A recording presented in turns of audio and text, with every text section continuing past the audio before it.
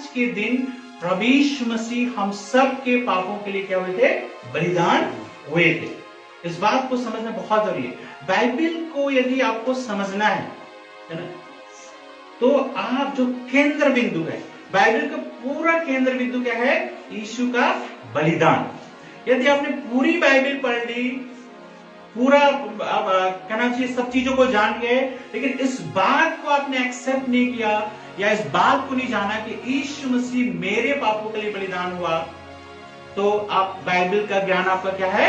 अधूरा है, बिल्कुल अधूरा है। आप कुछ नहीं जानते। और इसको अपोजिट भी कहें तो यदि आपको बाकी चीजें समझ में नहीं आती, लेकिन यह समझ में आ गया कि यीशु मसीह मेरे पापों के लिए बलिदान हुआ है, इतना आपके लिए काफी है।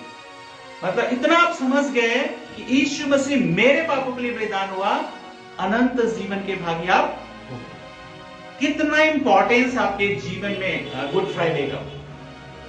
यदि इंपॉर्टेंस गुड फ्राइडे को आप इंपॉर्टेंस नहीं दे सकते हैं, तो शैतान को आपसे कोई डर नहीं है। पता है, शैतान को आपसे कोई डर नहीं है, क्योंकि जो व्यक्ति उद्धार के बारे में नहीं पता है जिसको, तो बाकी कितना कुछ करता है, उसको उससे मतलब नहीं है। एक ही चीज से शैतान डरता है। कुलुस्सियों 2 अध्याय के 15 पद में क्या लिखा है? क्या लिखा है? कुलुस्सियों 2 अध्याय के 15 पद में किसी को याद है क्या लिखा है?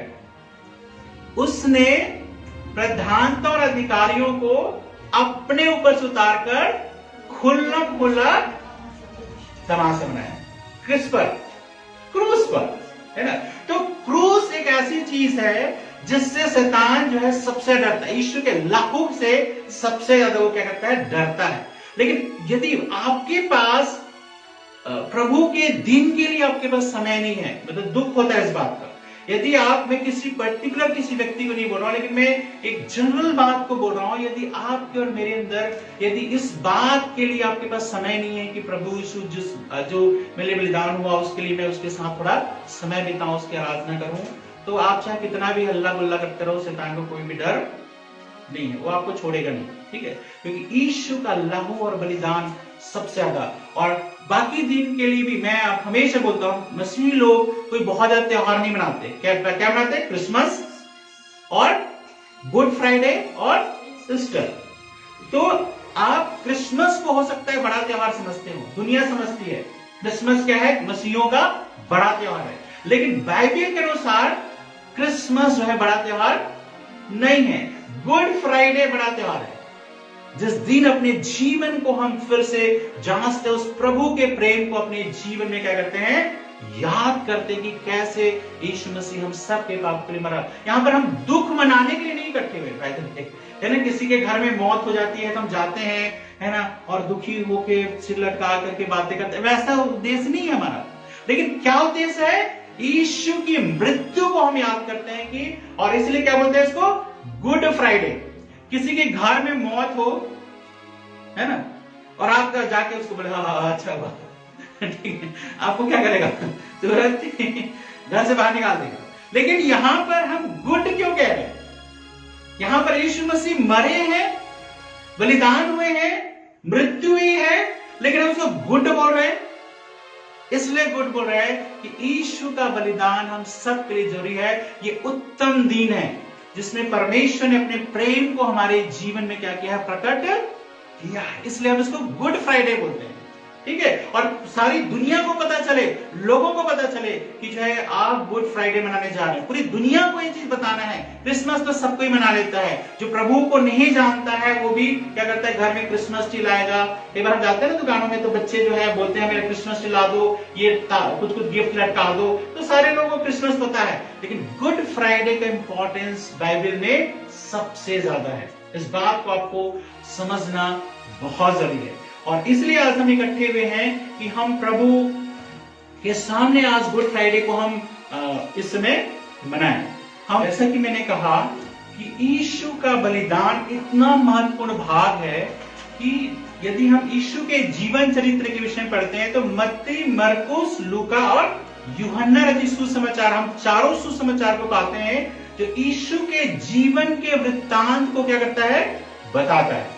और ये चारों सुसमाचार डिटेल में इस बात की घोषणा करते बताते हैं कि यीशु मसीह क्या हुआ, बलिदान हुआ, यीशु मरा, और कैसे बलिदान हुआ, क्या हुआ, इसके विषय में डिटेल में बताते हैं। और न केवल ये चारों सुसमाचार, लेकिन यदि आप बाइबल के उसके बाद नए नियम की सारी किताबों को पढ़ें, है ना, चाहे वो प्रेरितों काम से हो के लेकर प्रकाशित वाक्य, सभी जगह आप यीशु के बलिदान के विषय में वर्णन पाएंगे। इतना ज्यादा महत्वपूर्ण भाग है। बाकी चीजों के विषय में उतना वर्णन नहीं है, लेकिन ये सारी किताबें नए नियम की पूरे 27 किताबें, न केवल नए नियम लेकिन पुराने नियम में, यशायाह में भी आप जाओगे तो वहां पर भी यीशु के बलिदान का क्या है, जिक्र है, यीशु के क्रूस पे मरने का जिक्र है। और ये इससे बढ़कर प्रेम नहीं हो सकता, है ना, क्योंकि परमेश्वर ने जो सृष्टि करता है ना, और हम क्या है, केवल एक सृष्टि, लेकिन इस सृष्टि को बचाने के लिए स्वयं परमेश्वर ने क्या किया, देह धारण किया। यीशु ने क्या किया, देह धारण। हम विश्वास करते हैं त्रिएक परमेश्वर पे, पिता, पुत्र, पवित्र आत्मा पे, और उसमें से एक परमेश्वर, त्रिएक परमेश्वर इस बात के लिए तैयार हो गया कि सृष्टि के लोगों को बचाने के लिए, इस मनुष्य जाति को बचाने के लिए मैं क्या बन जाऊंगा, हमेशा के लिए मनुष्य बन जाऊंगा। यदि मैं आपसे पूछूं कि हालांकि हम किसी पुनर्जन्म पे विश्वास नहीं करते हैं, ठीक है, बाइबल में हम किसी पुनर्जन्म पे विश्वास नहीं करते हैं, लेकिन हमारे हिंदू भाई लोग विश्वास करते हैं कि 84 लाख योनियों में क्या एक व्यक्ति क्या करता है, भटकता है, तब उसको क्या मिलता है, इंसान की योनि या जोनी बोलते हैं, मिलता है, ठीक है।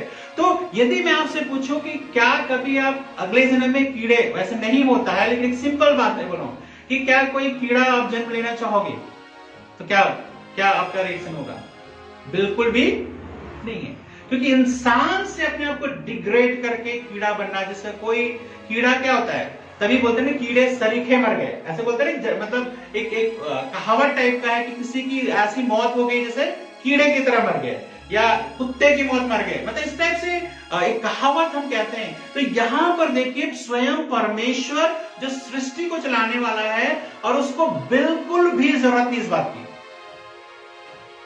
आउट ऑफ नीड नहीं है, मतलब जरूरत नहीं है परमेश्वर को इंसान बनने की, लेकिन अपने प्रेम को प्रकट करने के लिए और इस सृष्टि को हमेशा काल के लिए, मनुष्य जाति को अपने पास रखने के लिए, अनंत जीवन देने के लिए परमेश्वर इंसान बन गया। कितना देखो लिमिट किया अपने आप को, है ना, और न केवल ये लिमिट किया, कहते हैं दास का रूप धारण किया।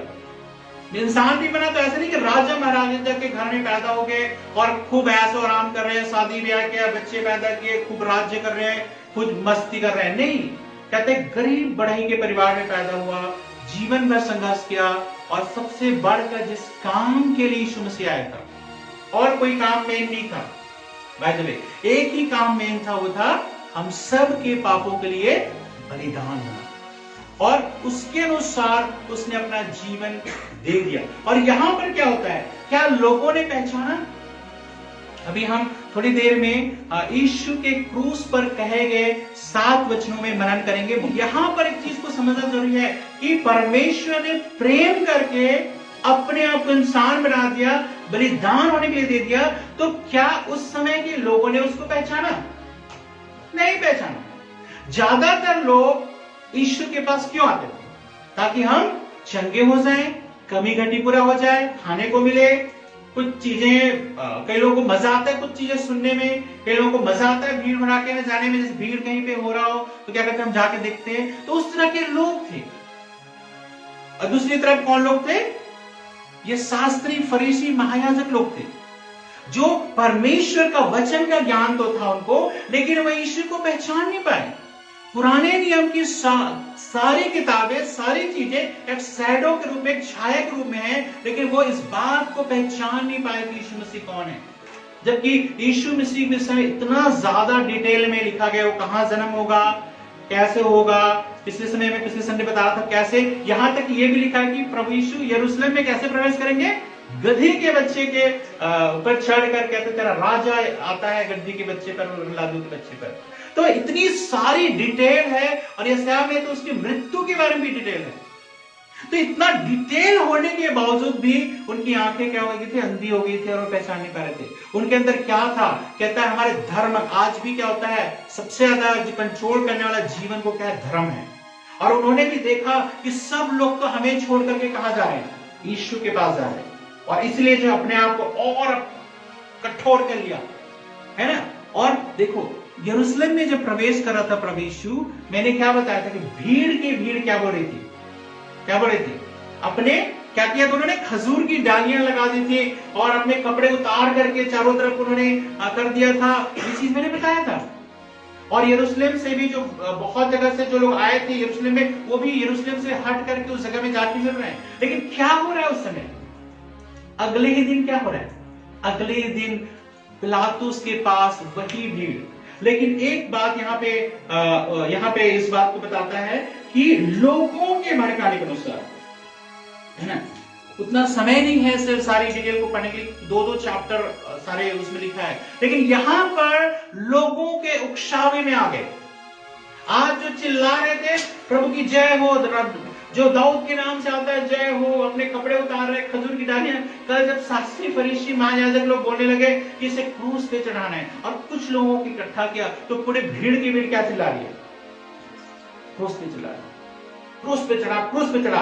पिलातुस बोलता है कि इसने क्या किया है, मैं तो इसमें कोई भी दोष नहीं पाता। तो लोग क्या बोल रहे हैं, ये नहीं बता रहे क्या किया, बोल रहे उसे क्रूस पे चढ़ा, क्रूस पे, हमारे बरअब्बा को छोड़ दे।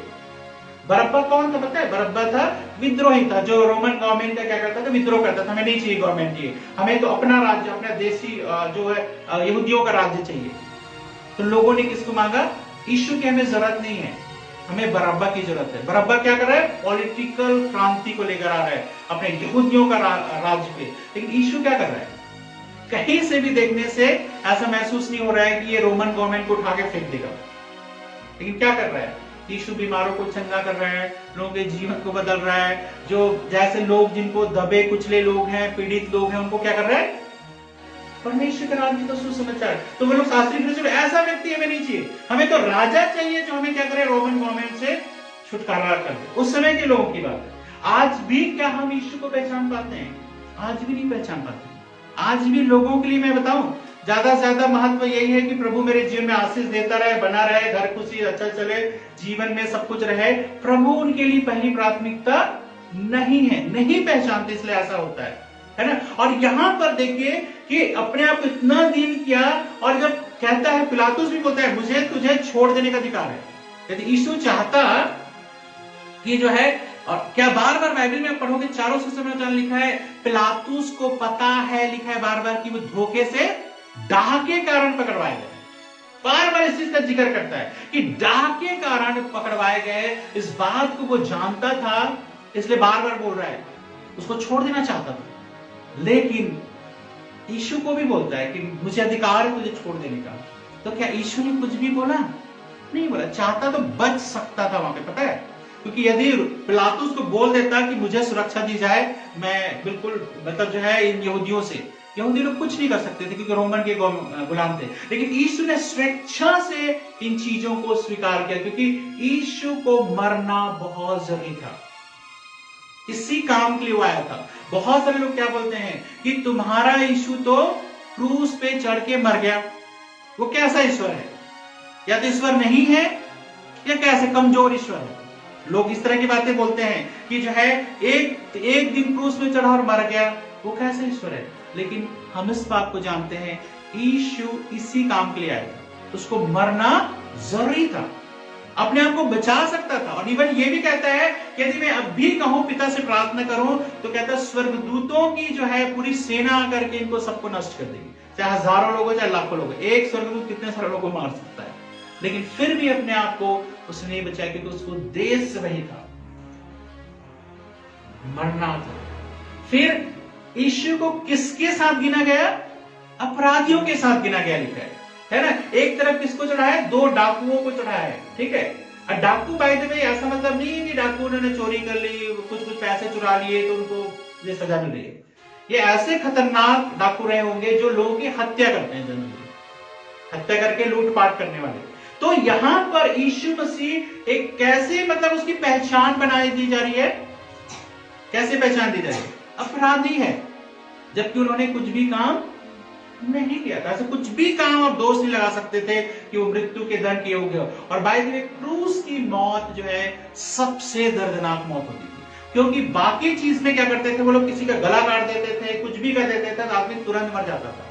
लेकिन क्रूस में क्या होता था, रिस के मरता था इंसान, सांस भी लेना दिक्कत होता है ना। और उससे पहले जो है सारी रात उसको जगाया गया था, इधर से उधर उधर से इधर, और सब जगह यीशु ने अपना मुंह को बंद कर लिया था। कहीं पर भी चाहता तो वो हर जगह बच सकता था। और इवन एक बार शैतान ने भी कोशिश की कि क्रूस पे ना चढ़े। कहता है पिलातुस की पत्नी पास सपने में आकर उसने क्या बोला कि इस धर्मी के बारे में हाथ ना लगाना, इसको छोड़ देना, कहने का मतलब है। और यहां पर देखिए किस तरह से अपराधियों के साथ गिना गया, सब दुनिया की सबसे दर्दनाक मौत के लिए अपने आप को तैयार किया। और कहता है यीशु के ऊपर क्या किया गया, इतना बड़ा दोष, और कहता है उसके पूरे कपड़े उतार लिए गए। और ऐसे इतिहासकार लोग ऐसे बताते हैं, है ना, ऐसे बाइबल में नहीं लिखा है कहीं पर, उस समय जो इस तरह की सजा दी जाती थी जो उसको तो बिल्कुल नग्न अवस्था में दी जाती थी, बिल्कुल शरीर पे कोई भी कपड़े नहीं होते थे। जब जैसे हम देखते हैं ना प्रभु यीशु मसीह को कि उसने कमर पे कुछ ऐसा बांधा हुआ है, क्रूस पे लटका, लेकिन कमर पे बांधा हुआ है, लेकिन बिल्कुल नग्न अवस्था में। सबसे ज्यादा शर्म की बात मतलब जो होती है एक इंसान के लिए, कोई भी, चाहे ऐसा नहीं कि केवल औरतों को शर्म की बात है कि ऐसा चीज हो, लेकिन हम पुरुषों के लिए भी किसी के सामने बिना कपड़े आना, और देखो पब्लिक जो है उसको देख रही है, कितना मतलब सेम एक प्रकार से प्रभु यीशु ने सहा है, कितना दर्द सहा है। और कहता है कांटों का मुकुट उसके ऊपर पहना करके उसका मजाक और ठट्ठा उड़ाया जा रहा है। आज कोई हमें थोड़ा सा ही बोल देता है, अच्छा तुम प्रार्थना में जाते हो तो ऐसा ऐसा है, तो हम बोलते अरे उसने तो मुझे ऐसा बोल दिया, ये है, मुझे बड़े शर्म आ रही है, ये चीज आ रही है। लेकिन यीशु के साथ देखो क्या होता है, कांटों का मुकुट पहना करके उसके ऊपर कहते मजाक में बोल रहे, सब जान कपड़े खोल दिए। और एक तो पहले तो जब मजाक करना था तो कहते चोगा पहना दिया राजा का, और क्या दे दिया उसके हाथ में, सरकंडा। जैसे राजा के हाथ में लाठी होती है, मतलब वो जो स्टिक होता है, यहाँ पे इसको क्या दे, सरकंडा, पतला सा डंडा सा, है ना, दे करके उसको मजाक उड़ा रहे। यहूदियों का राजा देखो, यहूदियों का राजा देखो, है ना, कौन है, सृष्टिकर्ता परमेश्वर है, लेकिन सृष्टि ही उसका क्या कर रही है, मजाक, फिर भी सह रहा है। आप और मैं सहेंगे इस चीज को? कभी भी नहीं सहेंगे, ठीक है। और यहां पर हम देखते हैं कि किस तरह से अपने आप को उसने स्वेच्छा से हम सब के लिए दे दिया, कहता है इस दर्दनाक मौत से। और कहता है उसके ऊपर डंडे मारे गए और कोड़े भी मारे गए, है ना। बाइबल में ऐसे नहीं लिखा है कितने कोड़े मारे गए, लेकिन जो इतिहासकार इसको बताते हैं कि कम से कम किसी को भी 40 कोड़ों की सजा दी जाए तो फिर दूसरी सजा नहीं दी जाती थी, तो 39 कोड़े कम से कम मारे गए। और जो कोड़े होते थे उसमें क्या होता था, जो नीचे साइड जो होता था चमड़े का बना रहता था, उसमें कीलें रहती थी। कोड़े का मतलब ये नहीं कि आप जानवरों को करने के लिए, हाथने के लिए करते, वो कोड़ा नहीं होता था, वो सजा के लिए स्पेशल कोड़े होते थे, चमड़ा रहता था, उसमें कीलें लगी होती थी कि किसी को मारा जाए तो क्या वो उसका जब वो खींचते हैं तो उसको क्या हुए, स्किन भी निकल आए। और सोचो प्रभु यीशु को 39 कोड़े रखे गए, मतलब इसलिए तो जब यशायाह अभी से देख रहा है, मतलब प्रभु यीशु के मरने से मतलब पहले, अभी मरने यशायाह बहुत पहले आया था, लेकिन जब उस दृश्य को देख रहा था तो क्या लिखता है वो, उसका रूप भी पहचाना नहीं जा रहा है। हम बड़ा आसानी से कहते हैं यीशु मसीह क्रूस पे मर गया, कांटों का मुकुट पहना, ये चीज करना। दुनिया का सबसे दर्दनाक मौत जो है यीशु ने सहा, किसके लिए, आपके और मेरे लिए। लेकिन आज क्या हम इस बात को पहचानते हैं? बिल्कुल भी नहीं पहचानते, है ना। आज यीशु के पास जब हम आते हैं, पता है केवल जरूरत के लिए, केवल जरूरत के लिए, लेकिन नहीं, यीशु को पहचानने आपके लिए कौन है ना। हम सब बोलते हैं कि परमेश्वर आपसे प्रेम करता है, परमेश्वर आपसे प्रेम करता है, परमेश्वर मुझसे प्रेम करता है, लेकिन क्या आप परमेश्वर से प्रेम करते हैं? ये एक सवाल आपके और मेरे अंदर उठना चाहिए। तो यीशु क्यों बलिदान हुआ? क्योंकि ये उद्देश्य ही था हम सबके पापों के बदले में वो बलिदान हो, इसलिए वो संसार में आया था। और इस बात को आपको और मुझको जानना बहुत जरूरी बात। इतना दर्दनाक मौत कि इवन प्रभु यीशु मसीह ने 3 बार प्रार्थना करी। क्या प्रार्थना करी? हे पिता, यदि हो सके तो ये कटोरा मुझसे टल जाए। इतनी मतलब सिंपल मौत से ज्यादा क्या था पता है? सारी दुनिया की नजरों में गुनाहगार और सबके पापों का बोझ अपने ऊपर लेना सबसे बड़ी चीज था। और सोचो, एक इंसान भी केवल क्रूस की मौत, तो दूसरे लोग भी थे, और न केवल वो, लेकिन दूसरे भी ठट्ठा उड़ा के कह रहे थे, जो उसके साथ लड़के थे, क्या बोले थे? तू परमेश्वर का पुत्र है तो अपने आप को बचा, हमें बचा। नीचे महायाजक लोग भी देखिए क्या बोले, हा हा हा, ये बोलता था, है ना, दुनिया को बचाया और अपने आप को भी बचा नहीं पा रहा। आज भी तो यही बोलते हैं लोग कि तुम्हारा यीशु क्या कर लेगा, वो अपने आप को नहीं बचा पाएगा, तुम्हें क्या बचाएगा। लेकिन हमारा परमेश्वर लड़ने के लिए नहीं आया था। हमारा परमेश्वर संसार में राज्य स्थापित करने के लिए नहीं आया था। हमारा परमेश्वर अपनी सामर्थ्य दिखाने के लिए नहीं आया था। वो इतना सामर्थी है कि वो जो है, उसे चुटकी बजाते समुद्र के उछल पुथल हो जाता है, उसके चुटकी बजाते हुए जो है इतने बड़े बड़े भूकंप आ जाते हैं। वो परमेश्वर साधारण नहीं है, लेकिन उसने चुना, अपने आप को दीन करना चुना आपके और मेरे जीवन के लिए। सोचो, परमेश्वर का स्वभाव ऐसा है, लेकिन हमारा स्वभाव कैसा है। आज हम हर चीज, कोई भी हमें थोड़ा सा भी कुछ बात बोल दे, हम क्या कुछ करने के लिए तैयार नहीं रहते हैं, ठीक है।